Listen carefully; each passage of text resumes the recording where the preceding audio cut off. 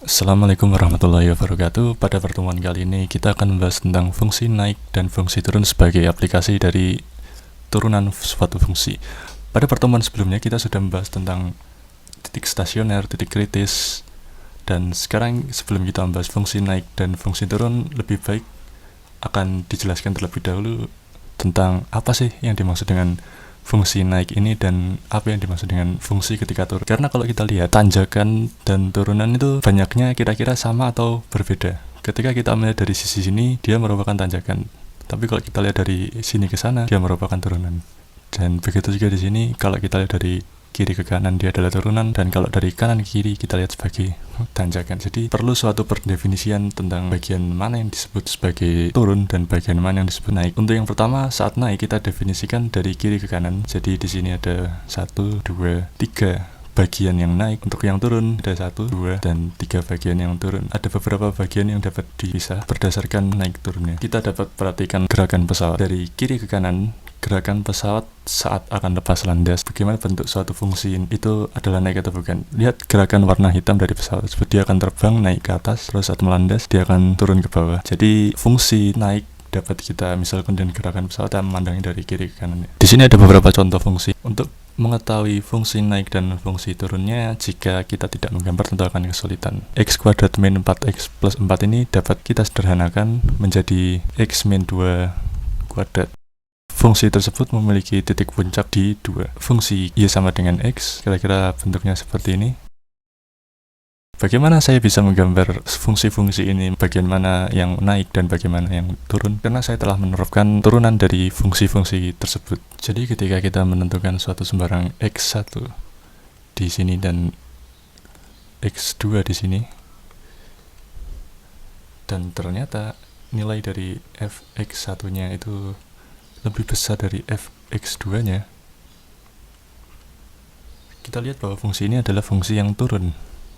Sedangkan untuk nilai ketika x1 di sini dan x2-nya di sini, sedangkan nilai f dari x1-nya, nilai fungsi ketika berada di x1-nya lebih kecil dari nilai fungsi ketika berada di x2, kita bisa melihat bahwa fungsi adalah fungsi yang naik terus. Lalu bagaimana dengan fungsi x min 2 kuadrat? Kalau kalian lihat, saya ambil x1-nya di sini dan saya ambil x2-nya di sini. Nilai fx1 dan fx2 ini sebenarnya sama, berada pada 1. Oleh karena itu, fungsi dari turunan ini adalah untuk menentukan kira-kira di mana titik kritis fungsi tersebut. Jadi titik kritis itu dapat menentukan dari mana sih fungsi itu akan naik atau dari mana fungsi itu akan turun. Jadi ketika menguji, setelah mengetahui titik kritisnya, kita bisa tahu dari 2 ini, kita misalkan 1x1 saja dan yang lainnya adalah x2. Ternyata x1-nya, ketika x1-nya lebih kecil dari x2 dan fx2-nya lebih besar, maka fungsi tersebut akan naik. Tapi kalau nilai dari x1-nya lebih kecil dari x2 dan nilai fx2-nya lebih besar, fungsi tersebut akan turun.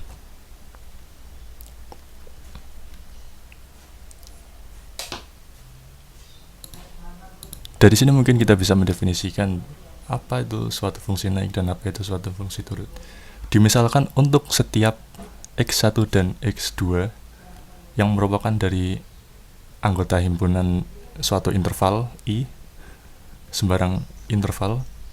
Jadi kita definisikan fungsi naik ketika x1-nya kurang dari x2, maka fx1-nya juga kurang dari fx2-nya.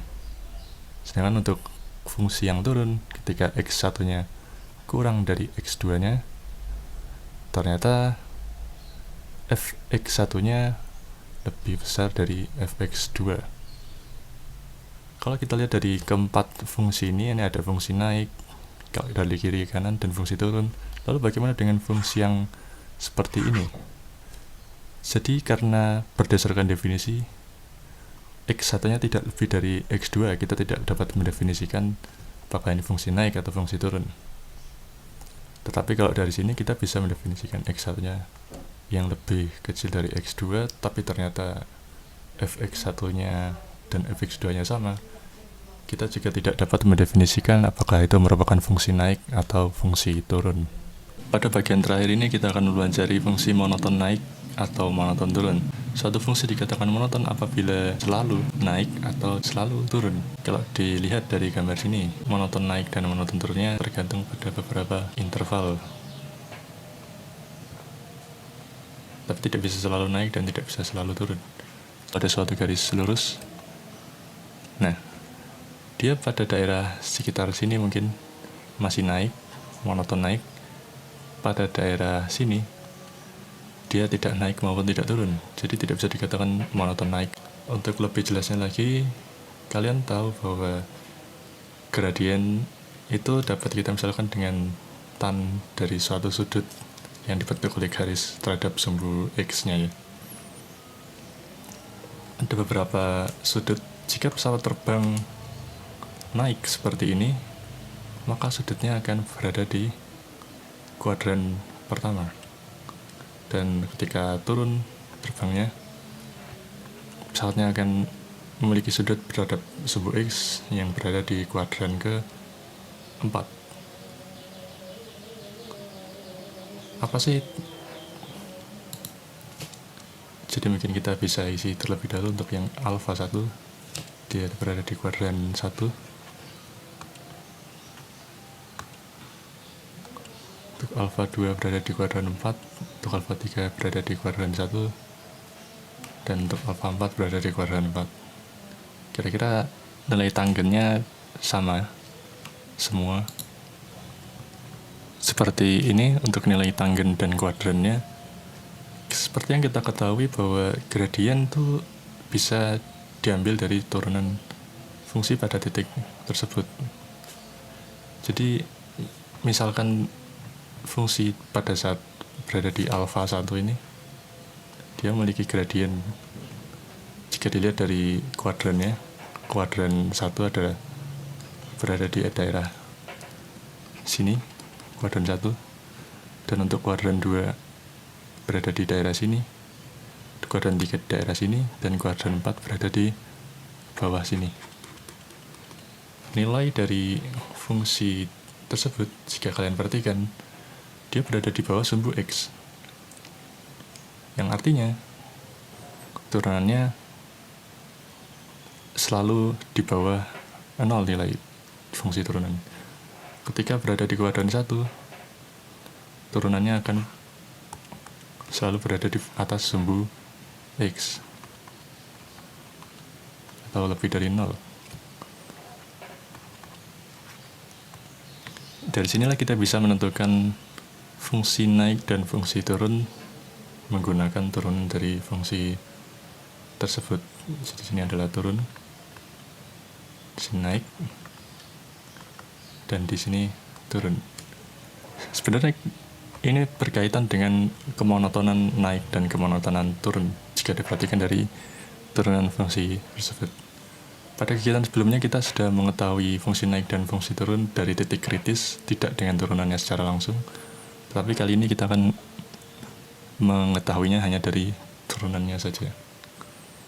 Jadi dapat kita isi untuk semua suatu fungsi f bernilai real yang memiliki turunan untuk semua x elemen suatu interval pada i sebagai suatu interval tertentu, maka jika turunannya itu bernilai lebih dari 0, maka disebut monoton naik pada suatu interval i. Dan ketika turunannya itu kurang dari 0, maka disebut suatu monoton naik turun pada interval i. Lalu bagaimana jika saya menambahkan misal tanda sama dengan pada batasannya tersebut?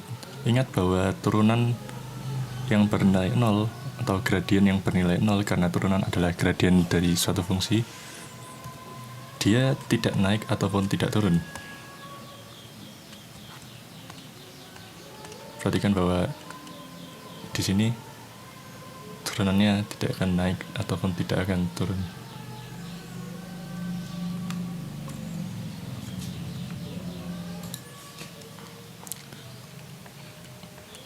Untuk suatu y sama dengan aksennya sama dengan 0.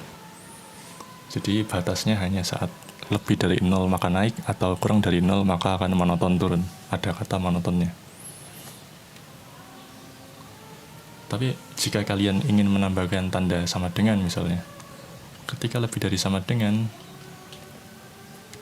kebalikan dari monoton naik tidak pernah turun. Jadi kebalikan dari monoton naik dia tidak pernah turun, dan kebalikan dari monoton turun tidak pernah naik.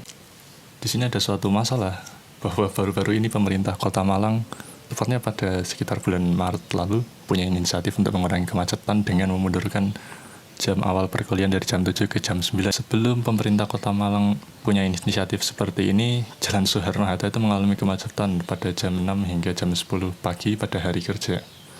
Dan perkiraan rata-rata kecepatan kendaraan maksimal itu dimodelkan oleh suatu fungsi y sama dengan fx dalam satuan kilometer per jam, untuk x-nya yang berada di interval 0 hingga 4, dengan x-nya diukur dari satuan jam, dan untuk x sama dengan 0 kita sesuaikan pada saat jam 6 pagi. Jika fx-nya sama dengan 20x min 40 akar x plus 52, kita diminta untuk menentukan jam berapa rata-rata kecepatan maksimalnya itu lama-lama makin turun, dan pada jam berapa rata-rata kecepatan maksimalnya itu naik dengan menggunakan turunan. Yang pertama adalah membiasakan untuk mengetahui syarat dari fungsi ini. Kita perhatikan bahwa ada akar x, di mana dia tidak boleh negatif. Jadi x-nya itu harus lebih dari sama dengan 0. Lalu saat diturunkan ternyata memiliki syarat juga, x-nya tidak boleh sama dengan 0. Jadi kita punya batas dari 0 kurang dari x kurang dari sama dengan 4. Dari turunan ini kita punya titik kritisnya x sama dengan 1. Bisa kita buat suatu garis bilangan untuk daerah di antara 0 sampai 1 dan antara 1 sampai 4. Kita misalkan di sini adalah setengah mungkin, dan di sini kita ambil 2 misalnya. Jadi saat x-nya sama dengan setengah, kita dapatkan tidak usah perlu dikalkulasi 20 min 20 akar 2. Dan ketika x-nya sama dengan 2, dapatkan 20 min 10 akar 2. Kita tahu bahwa 10 akar 2 ini lebih kecil dari 20, jadi daerah ini adalah daerah di atas sumbu x, dan ketika 20 min 20 akar 2 ini, 20 akar 2 nya lebih besar dari 20, maka ini daerah di bawah sumbu x. Fungsi naiknya berada di interval x lebih dari 1, dan fungsi turunnya berada di interval x kurang dari 1 sampai 0.